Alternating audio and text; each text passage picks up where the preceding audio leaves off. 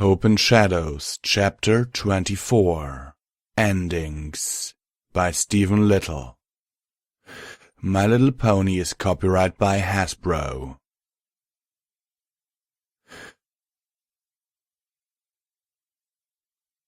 Demons run when good ponies go to war, shadows burn beneath the sun, and all that's evil shall turn and run when good ponies go to war. Friendship and magic will kill the lies, night will fall and the dark will rise when good ponies goes to war. Demons run but count the cost, the battle's won but the child is lost. Life and death shall bend their will, the damage done and the world lies still when good ponies go to war.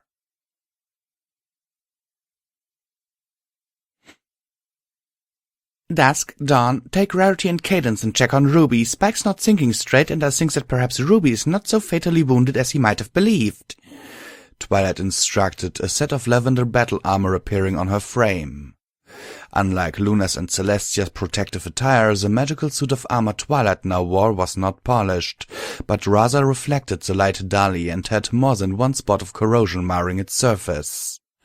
After a quick grimace of discomfort, Twilight altered the armor slightly with the addition of 2 holes along her sides, allowing for her wings to unfurl. Before either her sister-in-law or wife could ask, she answered their puzzled looks. "Clover kept us in the chambers below the castle, along with her other prized possessions." Twilight saw her children staring at her now armored form. "What are you waiting for? Get moving!" she told them sternly. Knowing it was foolhardy to argue with their mother, the siblings nodded quickly and ran to where the infant had landed. Tootsie Flute, Rarity, and Cadence followed quickly behind. Using their combined magic, the 4 ponies were able to completely clear the rubble surrounding the fallen child without causing any further injury. "Careful, Rarity, don't move her just yet," Cadence told him. "Let me check her out first." Bowing her head, the Crystal Princess cast a triage spell that she had performed many times on her own son. Standing up, she wore a sad smile upon her face. "The good news is that she's still alive." "Oh, thank Faust," Rarity rejoiced. "Now tell her about the bad news, Aunt Cadence," Dawn said, already aware of the damage herself. Princess Cadence faltered, surprised by her niece's statement. "She's injured badly, and not long for the world if we can't heal her soon," Dusk said, a grim look on his face. "Unfortunately, you are correct, but I don't understand how you two could know that," Cadence confirmed. "For now, all we can do is ease the pressure on her spine and try to keep her from moving around too much. Mercifully, she's unconscious. I couldn't imagine a child suffering the type of pain she'd be in if she were awake." Behind the 4 ponies, the small battle raged on. Bonbon and Lyra were keeping a henchman busy while Vinyl and Octavia were battering away at any guard who would get within hoof's reach. Kirin, for his part, had several of Bluebeard's forces pursuing him in a vain attempt to capture their king's favor, but the Lys Draconicus was too quick for them and easily outmaneuvered the guards at every turn. In a surprise act of coordination, Kirin would continue to swing around the 3 ponies in the room where Applebloom, Sweetie Belle, and Scootaloo were waiting, to pick off a dim-witted guard as they passed. Rainbow Dash, Applejack, Pinkie Pie, Sprinter, and Buford battled around Spike, trying to keep the guards away from him but also being mindful not to get in the dragon's way. Dinky, Julian, and the rest of the original band of rescuers, along with the ponies they had rescued, fought back-to-back in groups of 2 or 3, protecting each other from enemy forces that sought to outmaneuver them, each racking up a number of knockout blows. Gertrude and Penelope stayed out of the battle and instead elected to guard the still recovering form of Emerald.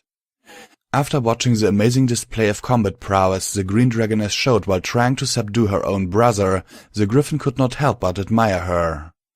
When the fighting broke out, both her and Penelope took up a protective stance next to Emerald, each vowing that no backstabbing stallion would dare get the opportunity to dispatch a warrior of the Dragoness's caliber while she lay vulnerable. Blueblood had wasted his opportunity to get away and instead elected to stand and watch the carnage, both cheering on his fighters and beating them when they received an injury.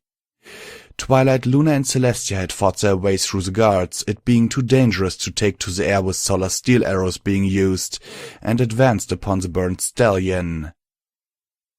"This is over, Blueblood. Your forces will soon be defeated. Surrender now while there's still a chance," Twilight implored him. "You stupid slut, you really think this is over?" he asked, an off-kilter sort of grin appearing on his burnt face, his left eye twitching slightly. Twilight's magic flashed out and took hold of Blueblood by the throat, slamming him against the solid doors of the hall he stood in front of. "Yes, this is over," she told him in a voice that did not seem like her own. The burnt stallion hoofed at the magical bond that held him against the wall, his back legs working through the air in a pointless attempt to gain leverage, while hanging several inches off the ground. "Twilight," Luna said, putting a hoof on her wife's shoulder.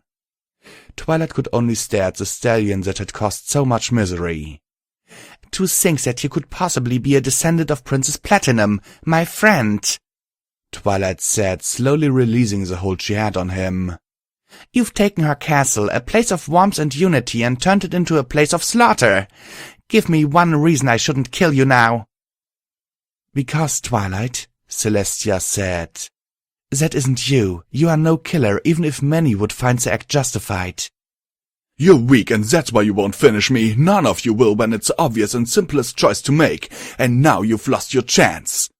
Any moment the remainder of my forces will finish with your pathetic guards outside and come barreling in to protect their king, their god," he shouted manically. "You have truly lost your mind," Luna stated, shaking her head at the stallion's pathetic attempt to save face. "No, I haven't, you treasonous bitch. I finally figured it out. I finally understand.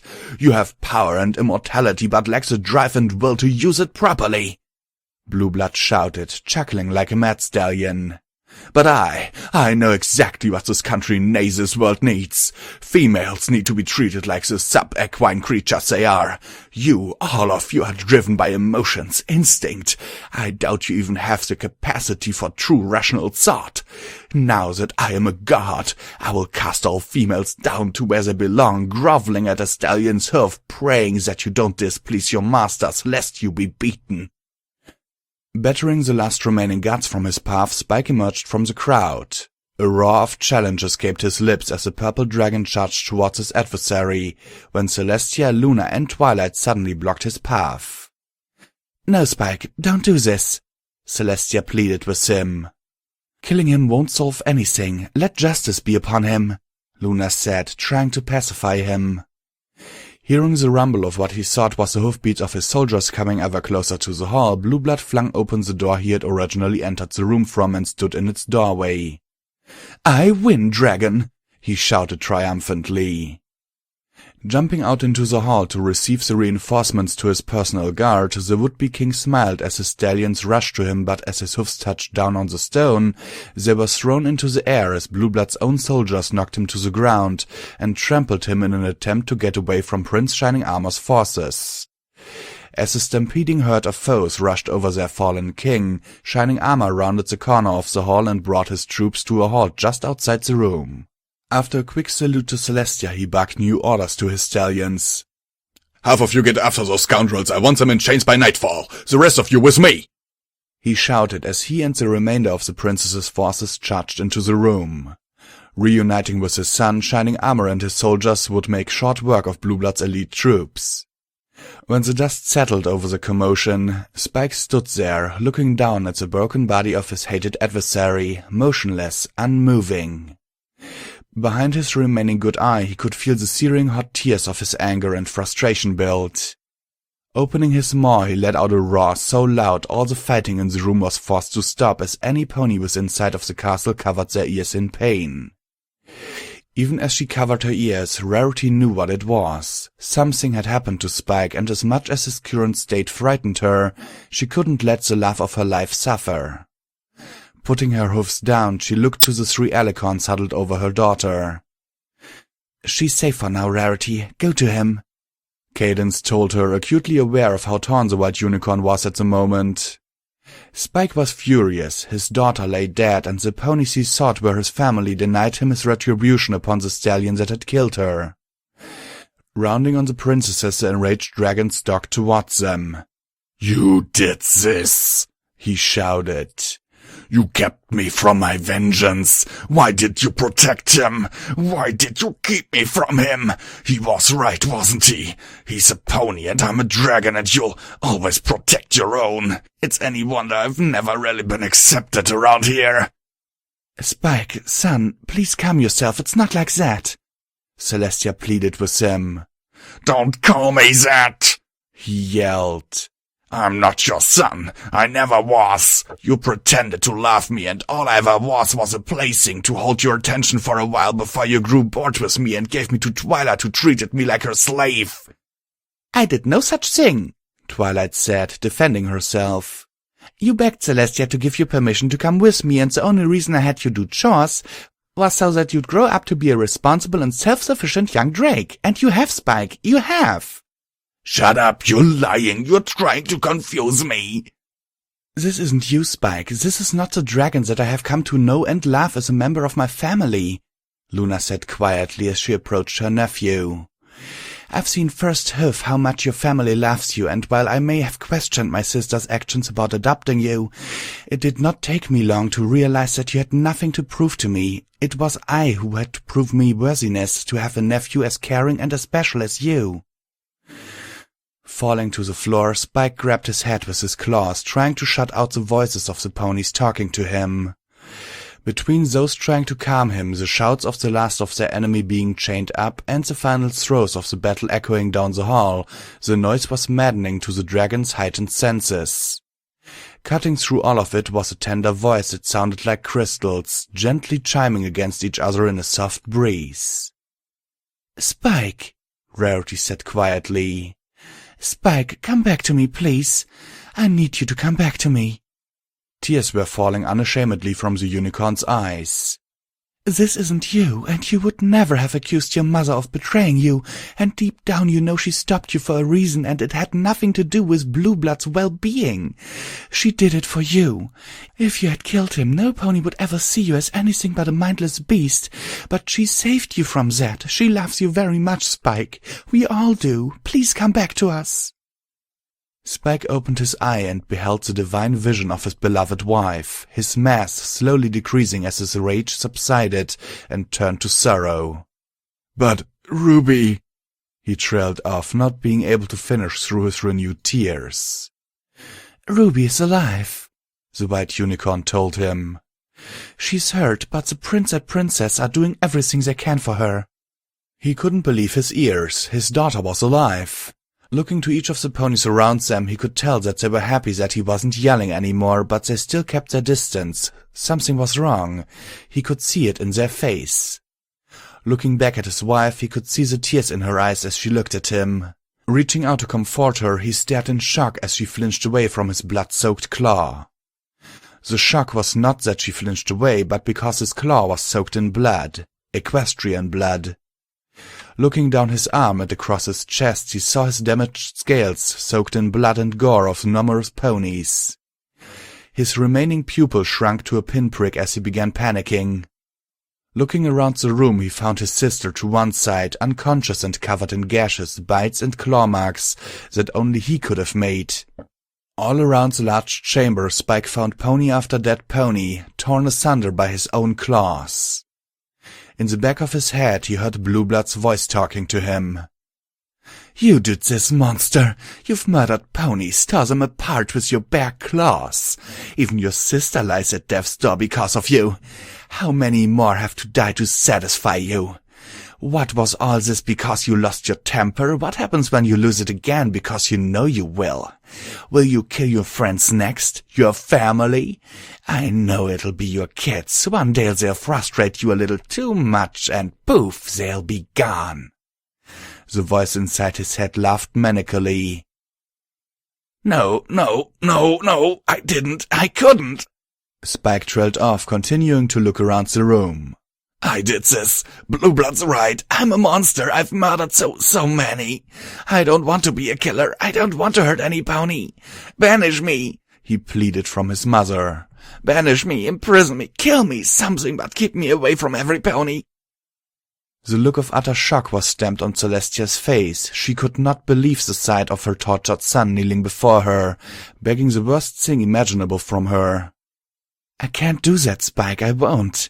You are my son, and what happened here today is not your fault. Please, Spike said, curling into a ball as he finally regained his normal size. Please, you have to protect every pony from me. I'm a monster, I'm a monster, I'm a monster. The thoroughly defeated dragon repeated over and over again, gently rocking back and forth. Your poor boy is losing what's left of his mind, Julian said, walking up to the Celestia and Dinky right beside him. Princess, take your son back to the castle, clean him up and comfort him, surround him with things and pictures from times when he was happiest. He's going to need some professional help after all this, but for now the best thing is to get him away from here and try to calm him down. Karen, you should probably go with her. She'll need your support almost as much as Spike will need hers. The Draconicus nodded. In a flash of light, he, Celestia, and Spike disappeared from the room. Now that Shining Armor and his troops had finished rounding up the scoundrels in the employ of Blue Blood and all immediate threats had been dealt with, Rarity's mind once again shifted to that of her newborn. Twilight, Luna, and all of the other parents in the room raced to keep up with Rarity as she charged off to where her foe was being watched after. The White Unicorn's world came to an abrupt halt when she saw the ponies trying to help her baby, her small body struggling to take in every breath. Is she going to be okay? She asked Dawn, her voice full of hope. Her injuries are very bad, but if we can get her to a doctor soon, she just might— No, she won't, Dusk said, cutting off his sister. I'm sorry, Aunt Rarity, but she's passing to the next world. Dusk! Twilight shouted. There's no point in sugarcoating it, he responded coldly. Ruby has 5, maybe 6 minutes left. I suggest you say your goodbyes. That's a horrible thing to say, Dusk, Tootsie Flute said, seeing a completely different side of her cold friend. I'm the one with medical training here, and I say she still has a chance, so you'll pardon me for saying, but you have no idea what you're talking about. A dark shadow seemed to cover the Alicorn stallion, obscuring him from view.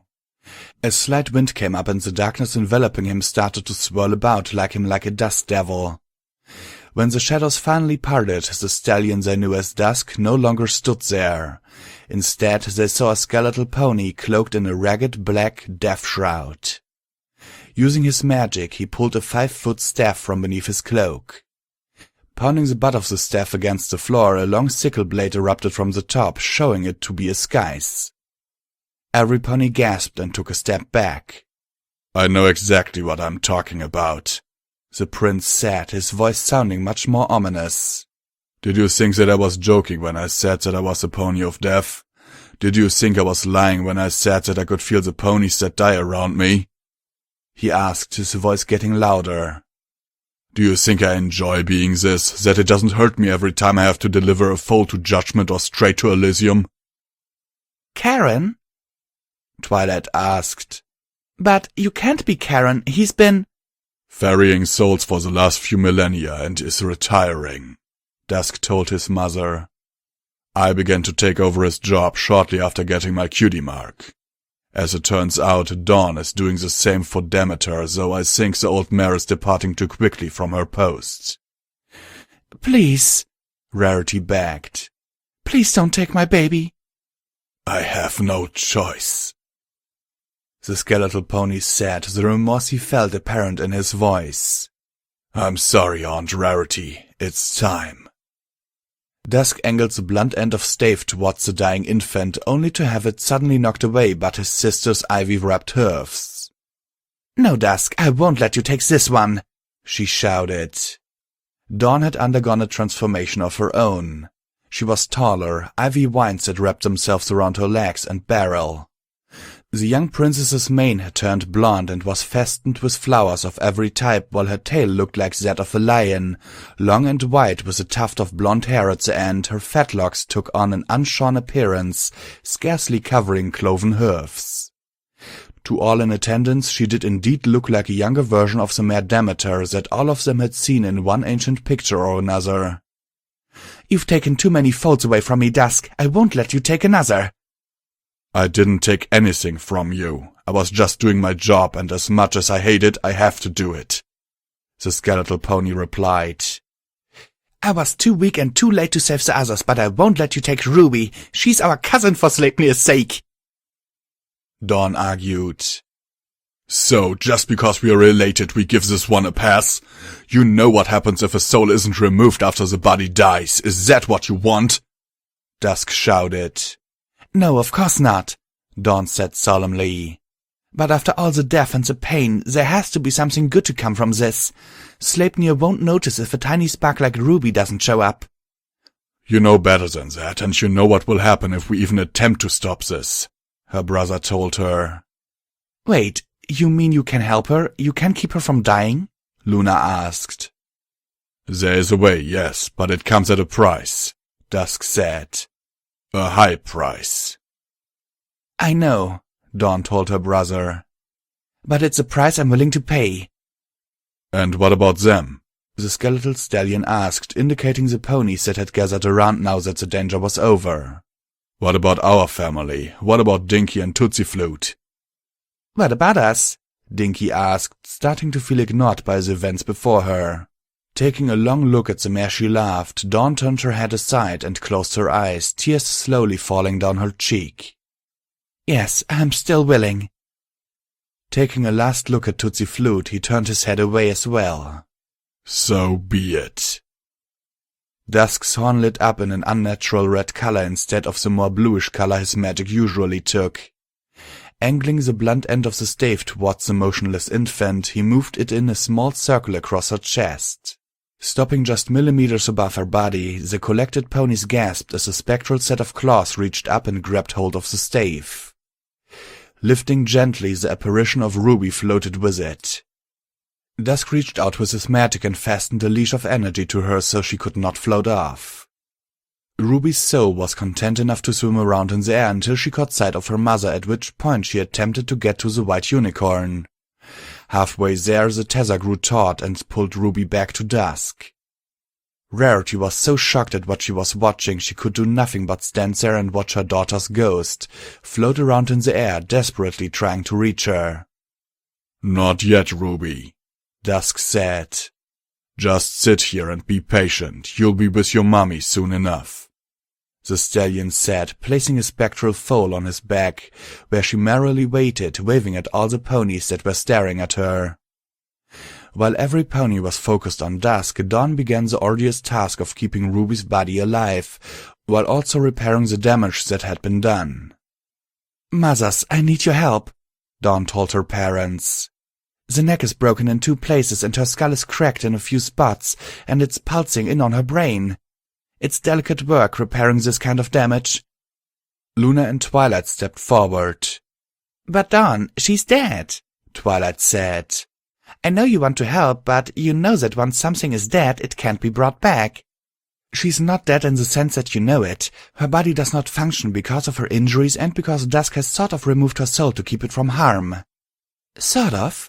Octavia asked. "Yes, Dusk is acting as a conduit for her soul so the body can take it back afterwards, but I'm keeping her lungs breathing and her heart pumping. As long as I can do that, I can keep the biological functions of her body alive. Cells are still dying, blood is still pumping, and her lungs are still breathing. Managing all of her biological functions as well as my own are taking a toll on my magic, and I need you to lend me yours temporarily so I can heal her wounds." "We can do better than that, my daughter," Luna told her. "We will heal her ourselves. You just concentrate on keeping her alive." Luna and Twilight both stepped up, enveloping Ruby in their magic. The task before them was painstakingly delicate and took what felt like hours.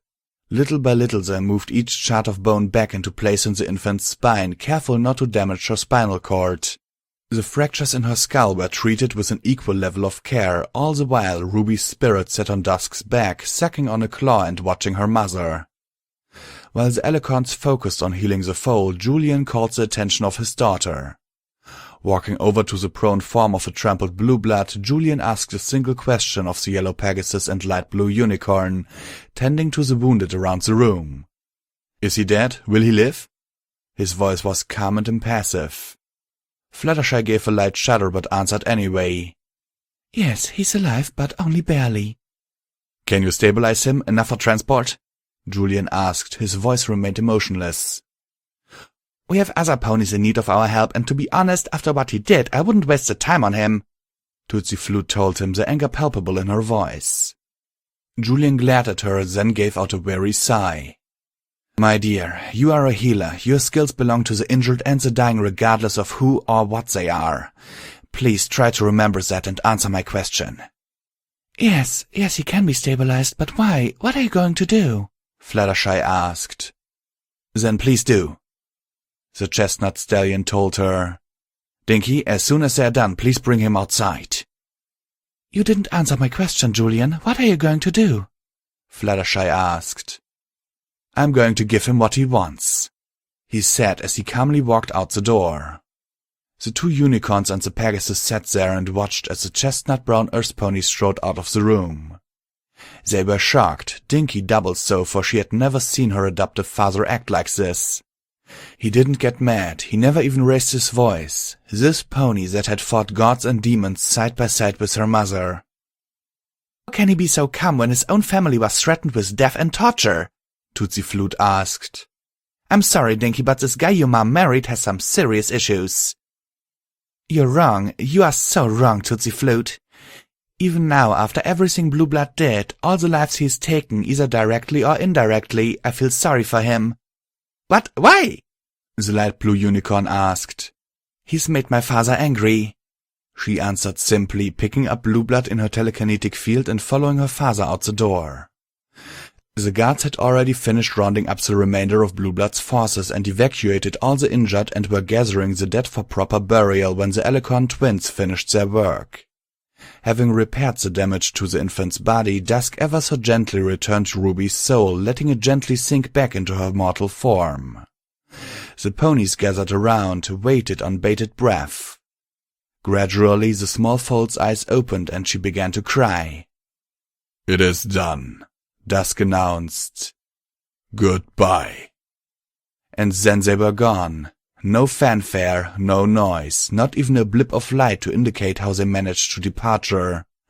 Prince Dusk and Princess Dawn were simply gone, even their hoofprints had vanished from the stone floor, as if they had never set a hoof in the castle at all.